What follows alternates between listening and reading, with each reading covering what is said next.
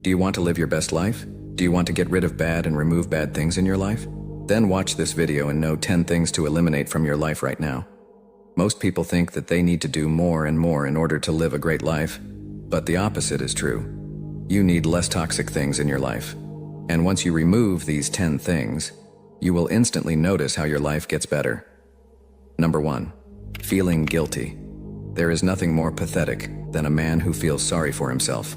I understand that life can be very hard, but no matter what you are going through, no matter your story, a man can't feel sorry for himself, because feeling sorry for ourselves only makes us weaker. It gives us excuses to fail and nothing good ever comes from it. Always remind yourself that there are many successful people out there who had it worse than you. They didn't become successful by complaining or by having a victim mindset, but by using their pain and pushing forward. So instead of feeling sorry for yourself, use your pain and rise to the top. Number 2, thinking about the past. A lot of people live in the past. They don't realize that the past is gone and it will never come back. Listen, man, the only reason to go back to the past is if there's lessons to be learned. But after learning those lessons, it's time to move on and focus on the future. The moment that matters to our lives the most is now. And only a stupid would let the present moment go to waste. I know it sounds cliche, but there's nothing you can change about the past. It's already over. The only time you can do something about and change for the better is right now. Number 3, waiting for the perfect moment. Most people wait for the perfect moment for everything. The perfect moment to start a new business, the perfect moment to start having kids with their wife, the perfect moment to break a habit. Guess what? The perfect moment never comes. It doesn't exist. So just do what you need to do instead of procrastinating. Number 4, comparing yourself with others. Most people constantly compare themselves to others, and that's why they stay miserable. Listen, comparing ourselves to others is a natural tendency, but it can quickly become an unhealthy habit. Why? Because instead of focusing on our own growth and achievements, we can become fixated on what others are doing and how they're doing it. This type of comparison is not only unproductive, but it can also lead to feelings of inadequacy. We must recognize that everyone's journey is unique, and what works for someone else may not work for us. We all have different journeys and paths in life. And it's important to remember that each person's journey is unique. Instead of constantly comparing yourself to others, focus on your own journey and purpose. Now, I want to emphasize that there's nothing wrong with comparison. If you're in competition against another man, but if you're not competing, don't compare yourself to others. Comparison is a thief of joy, and it only serves to bring unnecessary stress and dissatisfaction in your life. Embrace your own strengths and talents, and strive to be the best version of yourself. Remember that success and happiness are not measured by how you stack up against others, but by how fulfilled and content you are with your own accomplishments. So let go of the urge to compare and instead focus on your own personal growth. Number 5, social media addiction. Social media is a double-edged sword. You can learn a lot, make a lot of money, and improve your life massively with it, but you can also get sucked in and lose yourself in it. Most people don't consciously use social media. They scroll and constantly watch the stories of other people, and that's why their mental health suffers. Listen, when we scroll through these digital stories, we compare our tough moments with other people's moments of highlight. This makes us feel dissatisfied and jealous. Do you see how it can be harmful? So it's important to limit how much time we spend on social media. Think of it like visiting a library with a specific purpose. Go in, find what you need, whether it's connection, inspiration, or information, and then leave to focus on your own life. Personally, I have specific times during the day where I'm not allowed to go on social media. These are times where I do deep work, train, or spend time with loved ones, and when I'm allowed to check social media, I ask myself, am I looking for something useful here? Or am I just wasting time? When you ask yourself why you're using social media, it helps you tell if you're using it productively or just scrolling without a purpose. Lastly, if you find yourself feeling down after using these platforms, take a break. Use the time to do things you enjoy in the real world, like reading a book, doing a hobby, or simply enjoying nature.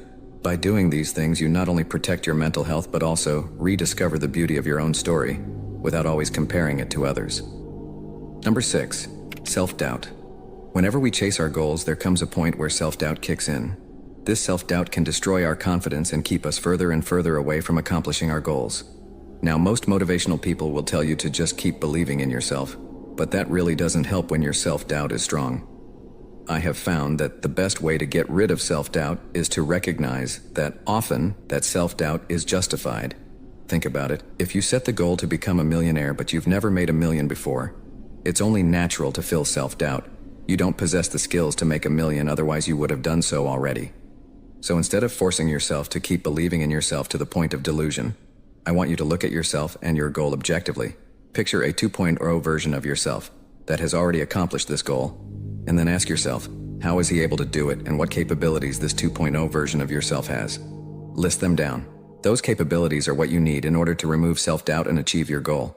So chase the 2.0 version of yourself until you become him. That's the best way to deal with self-doubt. Number 7, let them go. The first thing that you need to eliminate from your life is toxic people, be it in the realm of friendship or romance. Everyone knows that you become the people you spend the most time with, and yet most people don't know how to end bad relationships. They feel obligated to stay in contact with people even if it hurts them.